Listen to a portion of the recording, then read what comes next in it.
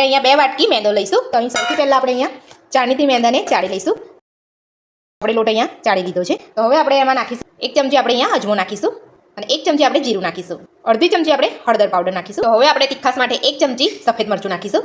તો હવે આપણે સ્વાદ પ્રમાણે મીઠું નાખીશું. તો હવે આપણે શક્કરપારાને ક્રિસ્પી બનાવવા માટે 1/2 ચમચી જેટલું આપણે અહીંયા સોજી નાખીશું. ગોળ માટે આપણે અહીંયા 3 ચમચી ઘી લઈશું. તો ઘી આપણે એને ગરમ કરી લેવાનું છે. પહેલાં આપણે અહીંયા 3 ચમચી ઘી લીધું છે. તમે જોઈ શકો છો ઘી આપણે અહીંયા સરસ ગરમ થઈ ગયું છે. તો હવે આપણે આ લોટને ચમચીની મદદથી બધું સારી રીતે મિક્સ કરી લઈશું. ઘી નાખી દઈશું.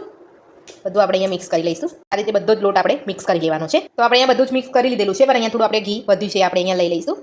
તમે જોઈ શકો છો એકદમ સરસ પરફેક્ટ માપ સાથે આપણે અહીંયા લોટ તૈયાર કરી લીધો છે. તમે જોઈ શકો છો અહીંયા મુઠ્ઠી પણ વરે છે. તો હવે આપણે થોડું પાણી ઉમેરતા જઈને લોટ બાંધી લઈશું. તમે જોઈ શકો છો આપણો લોટ અહીંયા સરસ બંધાઈ ગયો છે. આપણે લોટને ઢાંકીને 15 મિનિટ રહેવા દઈશું. ચેક કરી લઈશું. તો આપણો લોટ અહીંયા સરસ થઈ ગયો છે. તો હવે આપણે ચપ્પુની મદદથી લોટને આ રીતે કટ કરી લઈશું. અમે અહીંયા લોટના 5 ભાગ કરી લીધા છે. આ રીતે કાઉન્સ એટલે એ રીતની આપણે અહીંયા મોટી રોટલી વણી લેવાની છે. તો હવે આપણે અહીંયા કાજુ કતરીના શેપમાં આપણે અહીંયા શક્કરપારાને કટ કરીશું.